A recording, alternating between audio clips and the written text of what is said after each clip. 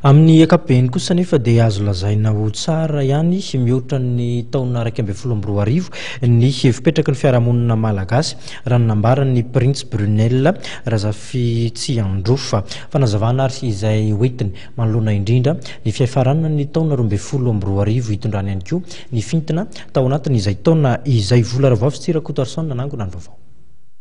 Na dia mbola tsy mivoaka tanteraka amin'ny krizy aza amin'ny ankapobeny isika, azo lazaina fa tsara ihany mihoatra ny taona teo aloha toy ny taona 2010 ny rivotra ny ainan'ny fiarahamonina malagasy araka ny fijery Prince Brunel Razafy Tsiandrofa. Tsy nisy ny korotana goavana teo amin'ny fiarahamonina ary mipetraka ihany amin'ny ankapobeny ny fandriampahalemana teto amin'ny firenena.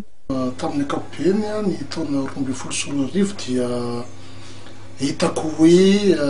tsara ihany raha nihoatra amin'ireo taona vitsivitsy teo alohany.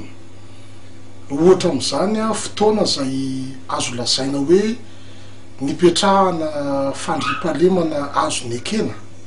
ka nahafahan'ny isan-tokantrano niatrika ny andavanandrony amin'ny ankapobeny, ary taona ihany koa nahafahan'ny fitondrana sy ny tompon'andraikitra nanatanteraka foto-drafitrasa nanao ny adidiny araka ny tokony ho izy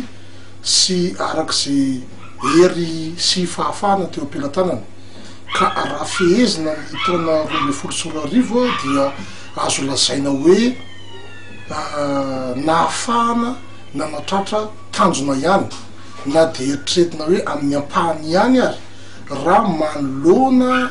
ny zavatra andrasan'ny maro anisa. Ho an'ny taona 2012 dia miandrandra ny firenena ho lavitry ny ady an-trano ary nitehirizana ny fandriampahalemana ny Prince Brunel Razafy Tsiandrofa.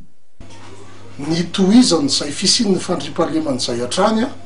satria rehefa mitoetra ny fandriampahalemana dia afaka manatanteraka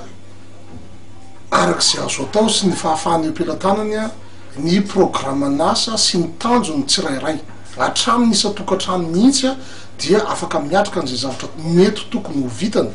arak'izay hery eo am-pelantanany raha ohatra ka mitoetra izay fandriampahalemana izay. Miantso arak'izany sy ny fitoniana ara-politika sy ara-piarahamonina amin'ny Prince Brunel Razafy Tsiandrofa izay zanaky ny trano be Zafy Rambo Atanala.